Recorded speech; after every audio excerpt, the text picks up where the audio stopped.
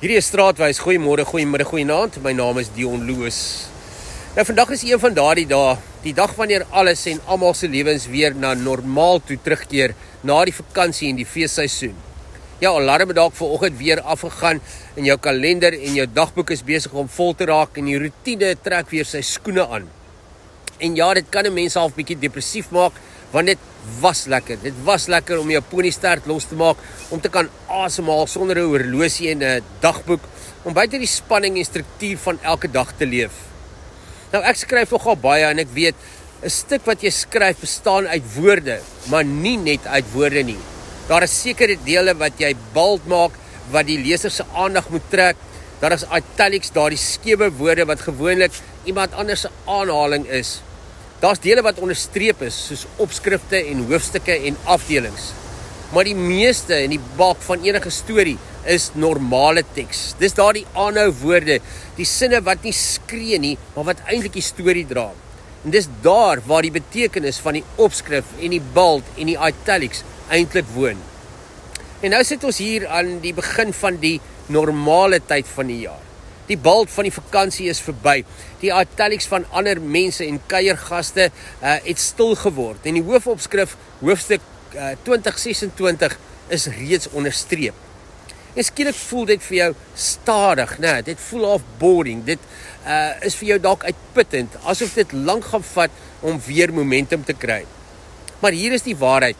Dit wat jy in die normale teks van jou lewe skryf, dit is jou storie.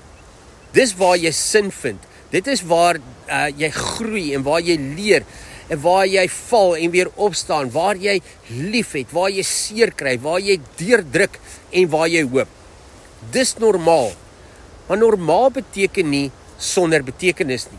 Ons dink soms die lewe moet net uit opskrifte bestaan, net uit hoogtepunte uit, net uit bold oomblikke, net uit staande Instagram waardige tonele. Maar opskrif beteken niks as daar nie normale teks is wat dit dra en ondersteun nie. En nog 'n gevaar is om alles in italics te leef, om jou lewe te skryf in ander mense se woorde en aanhalings, hulle verwagtinge, hulle stemme, hulle idees van wie jy moet wees. En so vind jy nooit jou eie stem nie, nooit jou eie ritme nie, nooit jou eie normale teks en storie nie. Maar is juis in hierdie normale, waar daar nie 'n spotlight is nie, waar dit nie onderstreep of vet gedruk is nie, waar die lewe regtig gebeur en sin vind. Dis waar die tikkie die teer tref. En die Bybel fluister iets soortgelyks. Dit praat van getrouheid in die klein dingetjies, volharding in die alledaagse, genade wat elke oggend nuut is, nie net op spesiale dae en tye nie.